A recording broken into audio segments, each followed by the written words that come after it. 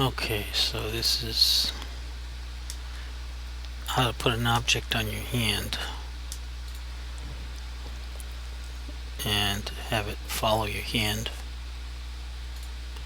in Second Life. And there are two ways to do this. One is just attach the object as a static mesh, which I guess we can do that first. It's no big deal. And let's just pretend I made a gun, but I'm not going to make one.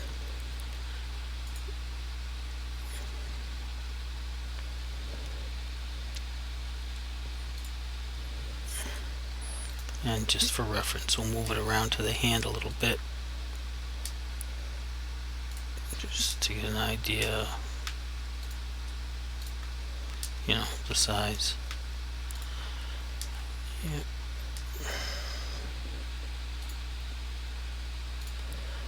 I guess I'll shape it just ever so slightly.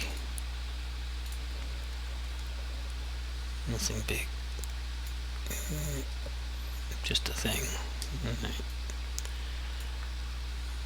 Not so great.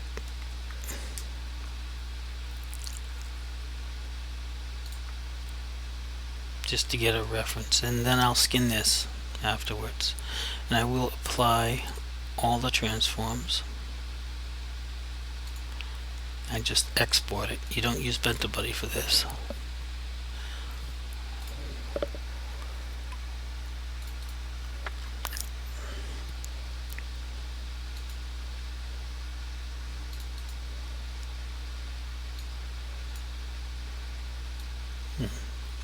Oh, why did that happen?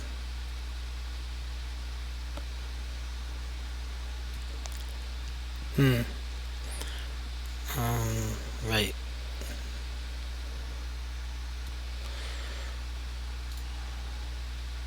I don't usually use Blend as exporter.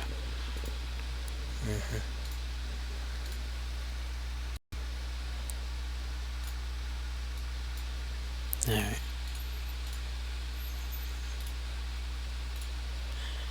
No skinning.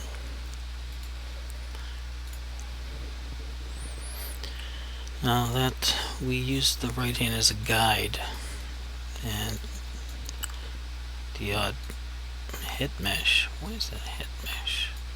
Oh, because that's what it was originally named that. Add usually ends up on the right hand anyway, which is oftentimes not the best thing to do. But since it is supposed to be on the right hand, that's where it goes.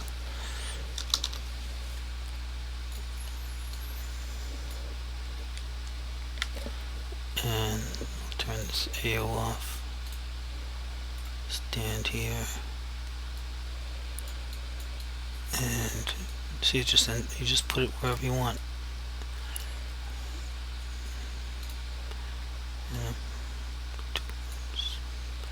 You know, you can, even with this, you can scale it. You won't be able to do this with the skin mesh, though. You can't scale it, so you have to get it right the first time. So this just moves with the hand because it's attached to an attachment point.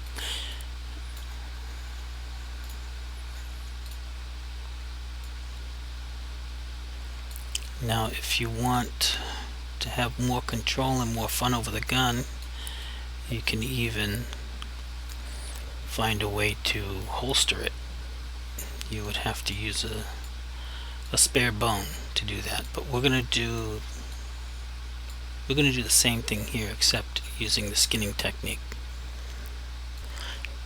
So it's pretty much in the same spot, and I'm going to skin it to one of these bones.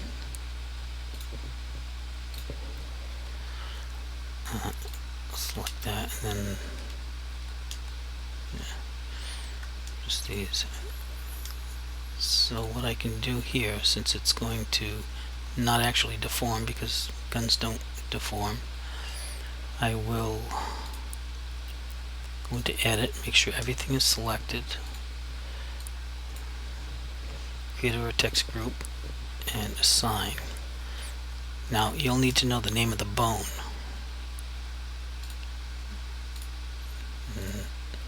I know it, but do you know it? The bone name is M. Wrist right. So that's what we'll name it. We'll name the vertex group M. Wrist right.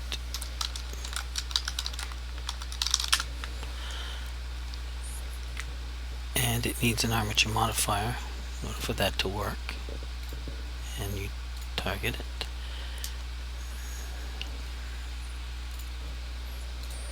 And let's animate it a little bit, just for giggles.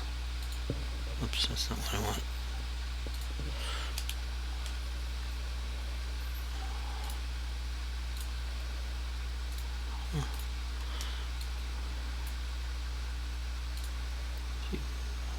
I'm going to hide some of these bones that I'm not going to use, so I don't key them.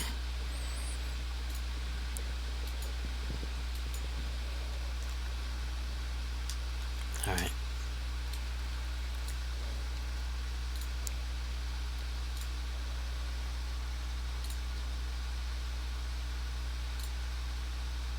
What's going on here? Alright, so I keyed all those as a start frame. Now I'm going to put it into a pose. I'll even export the pose just for fun.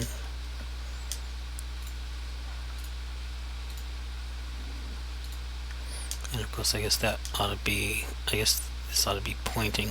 I mean, you know, whatever, it's not a gun to begin with, so in order to get a good orientation here, let me set the origin back to the object. It's not right. Set origin to geometry. Why didn't that work? Oh, because the object is actually there. That's why.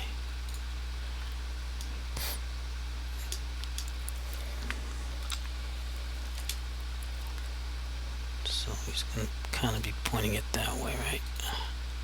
Yeah. Okay. Alright, so we haven't posed it yet.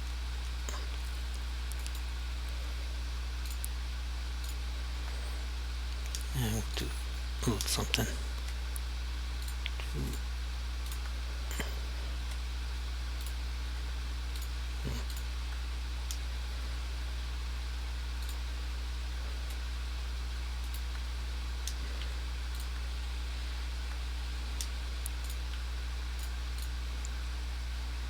So there we go, something like that.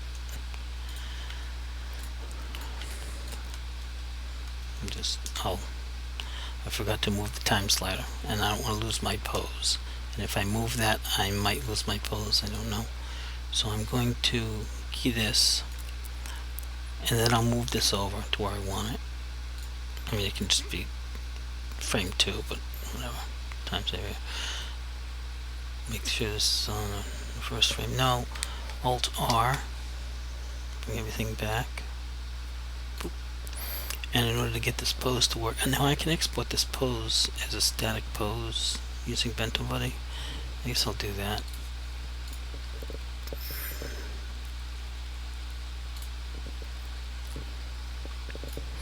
Yeah.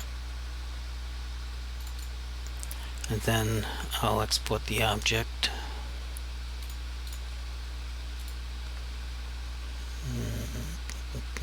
Yeah. Export. Big data. Alright. There we go.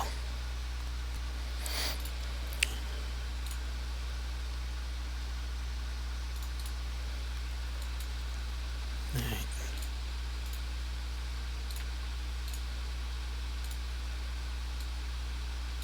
Let's see what happens. Take that one off and add this one. Okay, now we're going to bring in the animation. See what we get. We'll stand up.